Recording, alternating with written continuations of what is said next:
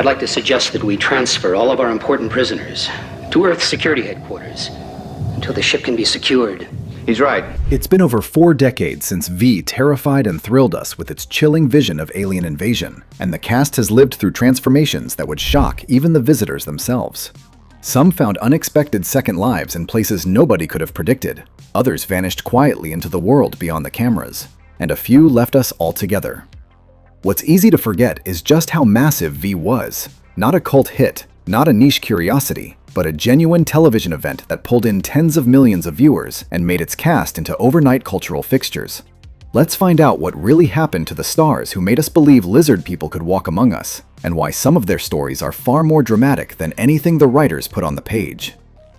I never knew they existed, and I won't allow them to exist anymore. Number 10. Jane Badler, Diana, 1983 to 1985. She was 30 when she first slithered onto our screens as television's most terrifying villainess, appearing across the original miniseries The Final Battle and the weekly series. Today in 2026, she's 73 years old. After V ended, Badler made a bold move that surprised everyone.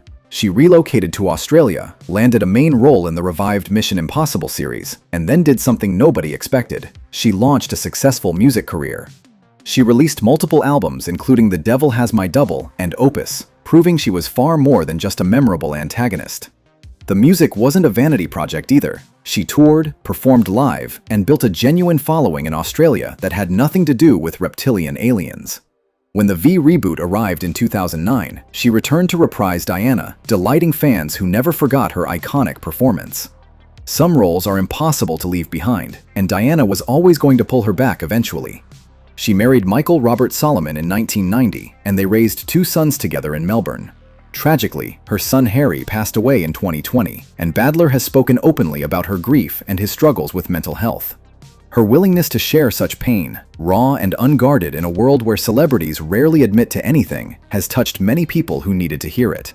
Diana may have been cold-blooded, but Jane Badler has shown remarkable warmth and resilience through life's cruelest moments. I am not like other men. No. Yes. Number 9. Robert Englund, Willie, 1983 to 1985.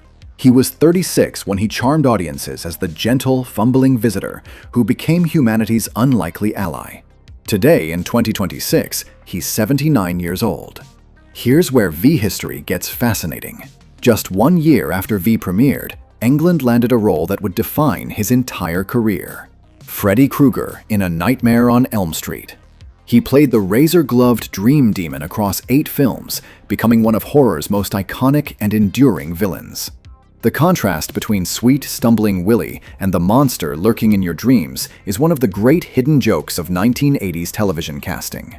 What makes Englund genuinely extraordinary is that he never resented Freddy, never tried to escape him, and never stopped finding new things to do inside that mythology.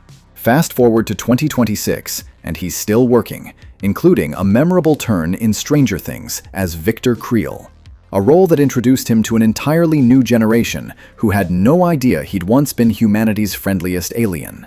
His voice work spans Superman the Animated Series, video games, and countless other projects that most fans don't even realize he's part of. Englund married Nancy Booth in 1988, and they've remained together ever since, living in Laguna Beach.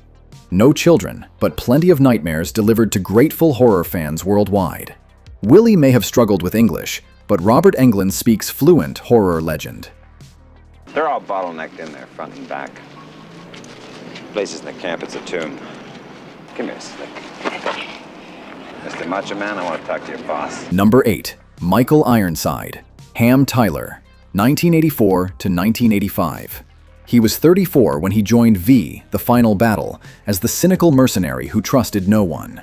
Today, in 2026, he's 76 years old. Ironside arrived on V already building his reputation as cinema's go-to tough guy after Scanners, and he never looked back. Top Gun, Total Recall, Starship Troopers. The man carved out a career playing characters you absolutely did not want to cross. There's a reason directors kept calling him. Ironside delivers menace effortlessly, without ever tipping into parody, which is a much rarer skill than it sounds.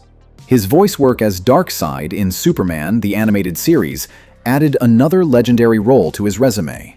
He's worked consistently for 4 decades, with over 200 credits to his name, many of which he quietly steals from actors half his age. In Hollywood, where reinvention is everything, Ironside simply stayed exactly who he was and let the industry catch up to him. He married Karen Marles-Witzel in 1986, and they have one daughter, Adrian. In 2007, Ironside faced his toughest fight when he battled throat cancer, and won. He came back stronger than ever.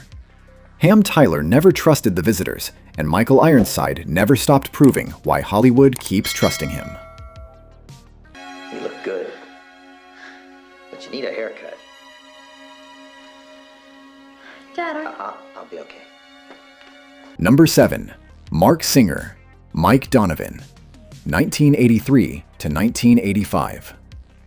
He was 35 when he became television's resistance hero, leading humanity's fight against the visitors across all 3 V productions. Today in 2026, he's 78 years old. Singer was already a cult hero before V, thanks to the Beastmaster, and he leaned into genre work throughout his career. He reprised his Beastmaster role in sequels, guest starred on everything from Sliders to Arrow, and found steady work in the Dallas Revival series. His voice acting career kept him busy in animation and video games long after the cameras stopped rolling on live-action projects. He never chased mainstream Hollywood. He didn't need to. There's something to be said for an actor who knows exactly what he is, builds a kingdom in that lane, and never apologizes for it.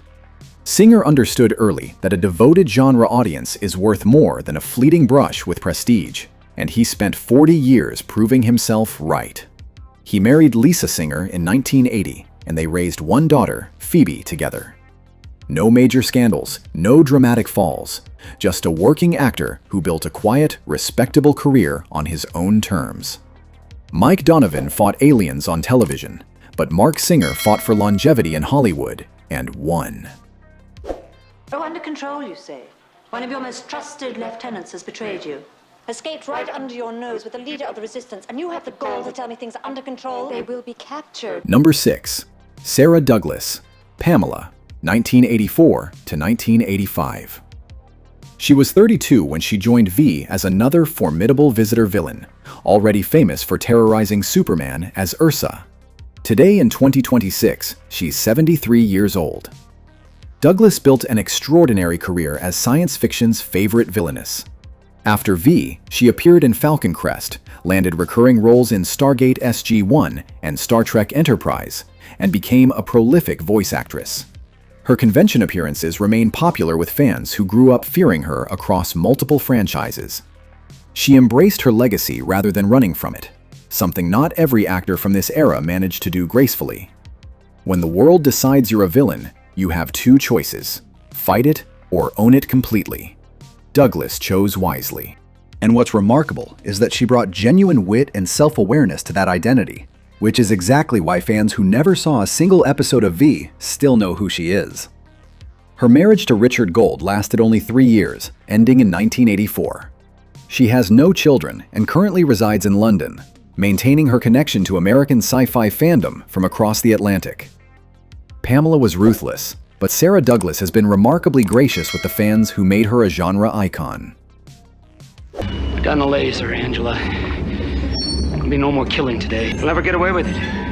Diana will... Diana, this is her idea. She killed your traitorous brother.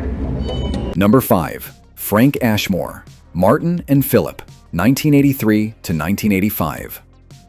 He was 38 when he took on the dual roles of sympathetic visitor brothers, giving audiences hope that not all aliens were evil. Today in 2026, he's 81 years old. Before V, Ashmore had already delivered one of cinema's great comedy lines as the co-pilot in Airplane. His career afterward included guest spots on The X-Files and According to Jim, along with voice work in projects like BioShock. He never became a household name, but he worked steadily for decades. The kind of actor every production quietly depends on. The one who shows up prepared, hits every mark, and makes everyone else look good without demanding credit for it. There's an entire tier of Hollywood that functions because people like Frank Ashmore exist, and it almost never gets talked about.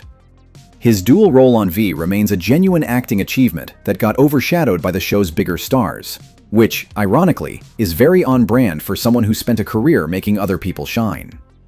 He married Sharon Ashmore in 1974, and together they raised 3 children. No public controversies, no dramatic struggles, just a reliable character actor living a stable life. Martin and Philip showed us that choosing sides matters, and Frank Ashmore chose a quiet life over chasing fame. I wasn't born with a silver spoon. I laughed too loud and I talked too soon. Number 4. Faye Grant, Julie Parish, 1983 to 1985. She was 26 when she became the brilliant scientist leading the resistance, appearing in all 3 V productions. Today, in 2026, she's 69 years old. Grant's post-V career included films like Internal Affairs opposite Richard Gere, but she gradually stepped back from acting to focus on family. Her work became increasingly sporadic through the 1990s and 2000s, with her last known credit in 2012. She chose motherhood and marriage over Hollywood's relentless demands, a choice that would later be tested in ways nobody could have anticipated, and that forced her into a kind of real-world courage her character would have recognized. Julie Parish would have understood completely. She married actor Stephen Collins in 1985, and they had 1 daughter, Kate. Their divorce in 2015 came amid devastating allegations against Collins that ended his career and rewrote the story of their entire marriage overnight. Grant navigated that painful period with dignity while protecting her daughter, largely by staying out of the headlines when staying out of the headlines was the hardest possible thing to do. Julie Parish was a fighter, and Faye Grant proved she could fight through personal tragedy with grace. I must be psychic. I had a feeling there might be an accident. I sent a drone in my place. I took another shuttle. Number 3. June Chadwick, Lydia, 1984 to 1985. She was 33 when she joined V, the series, as Diana's scheming rival, adding delicious villainy to the franchise. Today, in 2026, she's 74 years old. Chadwick worked steadily after V, with guest appearances on Cheers and Murder, She Wrote among her credits. However, leading roles eluded her, and she eventually stepped away from acting entirely. Her last known credit came in 2012 with the film A Perfect Ending, a title that, in retrospect, feels a little too fitting.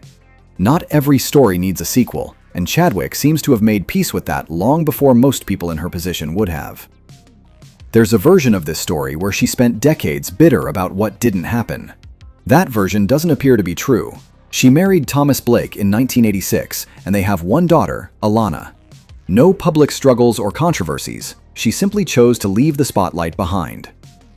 Lydia schemed for power on the mothership, but June Chadwick found peace in stepping away from Hollywood entirely. It's spread throughout the fleet. Every ship's reporting incidents. Not on this ship. He's right. As long as this ship's contaminated with them, we're vulnerable. We have their leader. We don't want to lose her.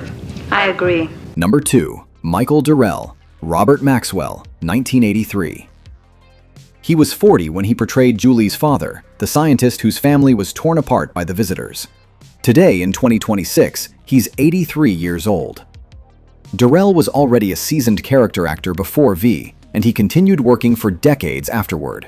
Beverly Hills 90210, Star Trek Deep Space Nine, and countless other shows benefited from his reliable presence. He appeared to retire from acting in the late 2000s after an incredibly prolific career that spanned 5 decades without ever once drawing the wrong kind of attention. In an industry that devours people, that kind of quiet survival is its own form of achievement. His Robert Maxwell was the emotional anchor of the original miniseries, the character whose suffering made the visitor threat feel genuinely personal rather than just spectacle. And Durrell brought enough humanity to that role that audiences felt it immediately. He's been married throughout his career, though details remain private. No scandals, no dramatic headlines, just a working actor's working life. Robert Maxwell represented ordinary people caught in extraordinary circumstances, and Michael Durrell embodied that everyman quality throughout his career. They're breaking through. Give me your key. No. I'll not be part of this obscene destruction.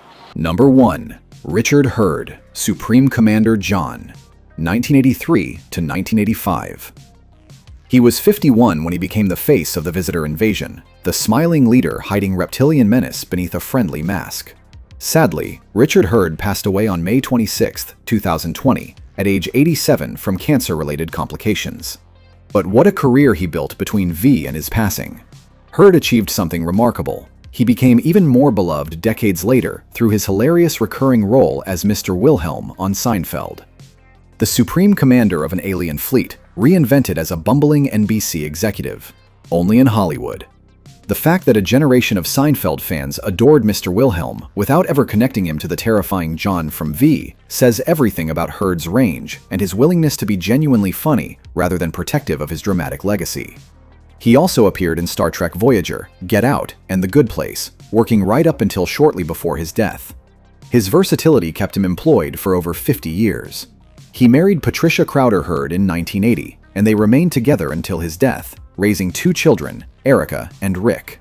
His final years were spent battling cancer while still pursuing his craft, because for some actors, stopping simply isn't something they know how to do.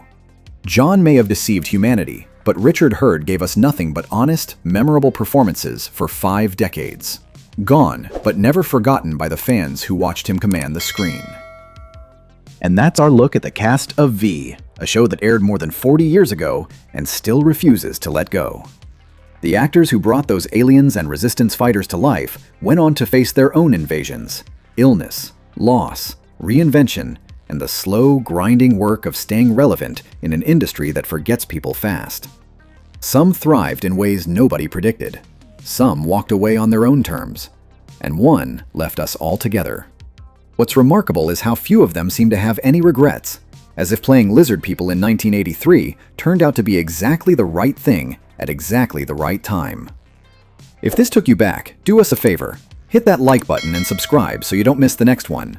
We've got more cast retrospectives coming, and trust us, some of those stories are even stranger than lizard people hiding under human skin. Night. John will give this planet an infallible vaccine which resists all forms of cancer.